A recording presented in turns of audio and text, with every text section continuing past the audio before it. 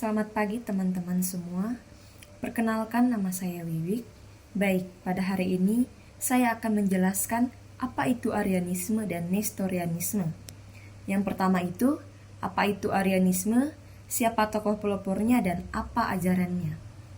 Arianisme adalah sebuah ajaran sesat yang muncul pada awal abad keempat dan menjadi tantangan serius bagi ajaran gereja Katolik mengenai keilahian Kristus. Ajaran ini dinamakan berdasarkan nama pelopornya, yaitu Arius, seorang imam dari Alexandria. Dalam ajarannya, Arius mengajarkan bahwa Yesus Kristus, Sang Putra Allah, bukanlah Allah sejati, melainkan ciptaan pertama yang paling sempurna, yang diciptakan oleh Allah Bapa sebelum segala zaman. Artinya, menurut Arius, di masa di mana Sang Putra tidak ada. Oleh sebab itu, ia menyimpulkan bahwa Kristus bukanlah sehakikat atau homoousios dengan Bapa, tetapi hanya serupa sehakikat saja. Ajaran ini bertentangan secara langsung dengan ajaran gereja Katolik yang mengakui bahwa Yesus Kristus adalah Allah sejati dan manusia sejati, sehakikat dengan Bapa.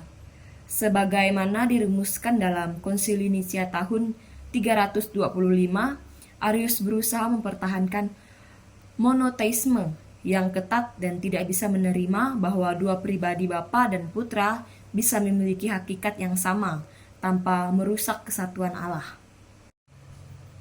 Ajaran ini memicu perdebatan teologis besar yang membuat Kaisar Konstantinus memanggil Konsili Nicea.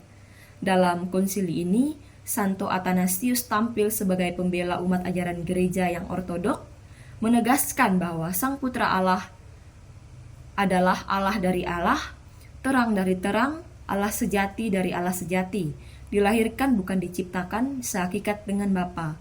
Dengan pernyataan ini, Konsili Nicea menolak secara resmi ajaran Arianisme dan menetapkan rumusan iman. Arianisme tidak langsung menghilang setelah konsili, bahkan sempat berkembang luas di kalangan bangsa-bangsa Goth dan Vandals. Namun, berkata keteguhan para bapak gereja seperti Athanasius, Hilarius dari Poitiers, dan Basili Agung, akhirnya gereja mampu mempertahankan dan memurnikan ajaran kristologinya yang benar, yang menyatakan bahwa Yesus Kristus adalah putranya, Allah dan sepenuhnya manusia, bersatu dalam satu pribadi ilahi. Baik, selanjutnya poin kedua, apa itu Nestorianisme? Siapa tokoh pelopornya dan apa ajaran yang menentang gereja? Nestorianisme adalah suatu ajaran kristologi yang muncul pada awal abad ke-5 dan dinamai dari tokoh utamanya yaitu Nestorius, seorang patriarki Konstantinopel yang menjabat sejak tahun 428. Nestorius menolak gelar Maria sebagai Theotokos atau Bunda Allah dan memilih menggunakan istilah Christotokos atau Bunda Kristus. Di balik penolakan istilah tersebut, tersembunyi pandangan teologis yang lebih dalam dan menyimpang, yaitu bahwa dalam diri Yesus Kristus terdapat dua pribadi yang terpisah, pribadi ilahi Putra Allah dan pribadi manusia, Yesus atau manusia. Dalam kata lain, Nestorius mengajarkan pemisahan radikal antara kodrati ilahi dan kodrati manusia dalam diri Kristus, yang mengakibatkan Kristus seakan-akan adalah dua pribadi yang berjalan berdampingan, bukan satu pribadi ilahi yang memiliki dua kodrati.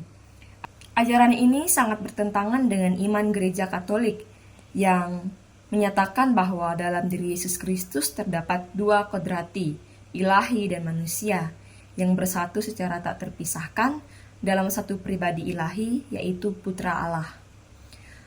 Nestorianisme secara resmi ditolak oleh gereja dalam Konsili Efesus pada tahun 431 yang diselenggarakan di bawah kekaisaran Theodosius II. Konsili ini dipimpin oleh Cyrilius dari Alexandria, salah satu bapak gereja besar yang menentang keras ajaran Nestorius.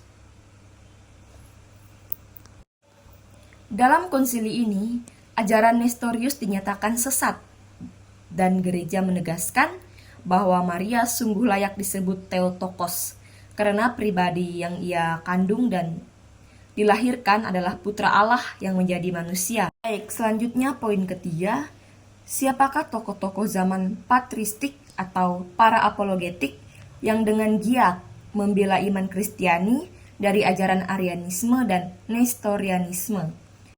Pada zaman patristik, banyak bapak gereja yang memainkan peran penting dalam melawan penyebaran ajaran sesat seperti Arianisme dan Nestorianisme. Mereka bukan hanya teolog besar, tetapi juga apologet, tangguh yang membela kebenaran iman melalui karya tulis, khotbah, dan keterlibatan aktif dalam konsili-konsili ekumenis. Dalam melawan Arianisme, tokoh yang paling dikenal adalah Santo Athanasius dari Alexandria. Athanasius menjadi salah satu tokoh sentral dari Konsili Nicea pada tahun 325 dan kemudian dikenal sebagai pilar ortodoksi karena kegigihannya mempertahankan ajaran bahwa Kristus adalah sehakikat dengan Bapa. Dalam karyanya, ia menegaskan bahwa Allah sendiri yang menjadi manusia dalam Yesus Kristus untuk menyelamatkan manusia dari kebinasaan. Selain Athanasius, Basili Agung, Gregorius dari Nazianzus, dan Gregorius dari Nyasa dikenal sebagai tiga serangkaian Kapadokia, juga memberikan sumbangsi besar terhadap pemahaman Tritunggal dan Kristologi. Dalam menghadapi Nestorianisme, tokoh utama yang menentangnya adalah Cyrillus dari Alexandria. Ia menulis dengan tegas melawan pemikiran Nestorius, terutama melalui surat-surat dogmatis yang dikirimkan kepada Nestorius sendiri. Dibacakan dalam Konsili Efesus 431. Cyrillus menegaskan bahwa dalam Yesus Kristus tidak terdapat dua pribadi yang terpisah, melainkan satu pribadi ilahi yang memiliki dua kodrati. Ia juga dengan sangat kuat mempertahankan gelar Maria sebagai Theotokos karena pribadi yang dikandung Maria adalah firman Allah yang menjadi manusia. Cyrillus menyatakan kita tidak memisahkan antara manusia dan Allah dalam Kristus, melainkan kita mengakui bahwa satu dan sama adalah putra Allah yang menjelma menjadi manusia. Tokoh lain yang disebut Leo Agung, paus yang berperan besar dalam melawan Nestorianisme dan monofisitisme, dalam suratnya yang terkenal yang dibacakan pada Konsili Kalkedo 451, ia menegaskan bahwa Kristus adalah satu pribadi dengan dua kodrati yang tak tercampur dan tak terbagi. Karya ini mendapatkan sambutan meriah dan menjadi salah satu dasar definisi dogmatis. Baik, selanjutnya poin keempat, sebutkan konsili-konsili yang diadakan oleh gereja untuk mengcounter ajaran Arianisme dan Nestorianisme dan terjadi pada masa kepemimpinan siapa. Dalam sejarah gereja awal, beberapa konsili ekumenis diadakan untuk menghadapi dan meluruskan ajaran-ajaran sesat yang membahayakan iman Kristiani, khususnya Arianisme dan Nestorianisme. Konsili-konsili ini tidak hanya menjadi peristiwa sejarah penting, tetapi juga menghasilkan dogma dan rumusan iman yang sampai saat ini masih menjadi dasar pengajar gereja Katolik. Untuk menghadapi Arianisme, gereja menyelenggarakan Konsili Nicea I pada tahun 325 Masehi. Konsili ini diadakan atas prakarya Kaisar Konstantinus Agung yang ingin menyatukan umat Kristiani di seluruh kekaisaran. Konsili Nicea dipimpin secara teologis oleh Santo Athanasius. Meskipun saat itu ia masih diakon, dalam konsili ini ajaran Arius yang menyatakan bahwa Sang Putra diciptakan dan tidak kekal seperti Bapa ditolak secara resmi. Gereja merumuskan bahwa Kristus adalah sehakikat dengan Bapa, artinya ia adalah Allah sejati yang kekal, bukan makhluk ciptaan. Konsili ini menghasilkan syahadat Nicea yang kemudian menjadi bagian penting dalam liturgi gereja Katolik. Karena Arianisme tetap menyebar luas, maka gereja berkembang menguatkan ajarannya dalam Konsili Konstantinopel I tahun 381 Masehi. Di bawah kekuasaan Kaisar Theodosius I, konsili ini menegaskan kembali keputusan Nicea dan memperluas syahadat dengan ajaran tentang Roh Kudus. Konsili ini menegaskan kembali keputusan Nicea dan memperluas syahadat dengan ajaran tentang Roh Kudus yang juga diklaim sebagai makhluk ciptaan. Tokoh-tokoh seperti Gregorius dari Nazianzus memainkan peran penting dalam konsili ini. Konsili ini menegaskan bahwa Tritunggal Maha Kudus terdiri dari 3 pribadi yang sehakikat. Dalam menghadapi Nestorianisme, gereja mengadakan konsili Efesus pada tahun 431 Masehi atas perintah Kekaisaran Theodosius II. Konsili ini dipimpin oleh Sri Lus dari Alexandria yang menjadi lawan utama Nestorius. Inti perdebatan terjadi seputar gelar Maria sebagai Theotokos atau Bunda Allah. Nestorius menolak gelar tersebut karena ia memisahkan pribadi manusia dan ilahi dalam Kristus. Namun, gereja menegaskan bahwa Yesus Kristus adalah satu pribadi dengan 2 kodrat. Dan karena itu Maria sungguh adalah Bunda Allah. Konsili Efesus secara resmi mengutuk Nestorianisme dan mengakui gelar. Konsili ini berlangsung di bawah kekuasaan Kaisar Marcianus dan menjadi konsili terbesar pada masa gereja awal dengan lebih dari 500 uskup hadir.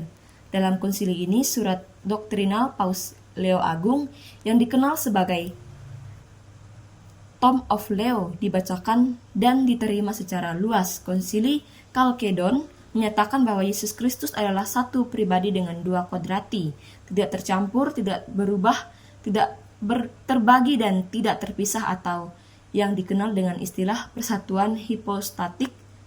Konsili ini menutup secara tegas kemungkinan ajaran sesat baik dari Nestorianisme maupun dari arah sebaliknya.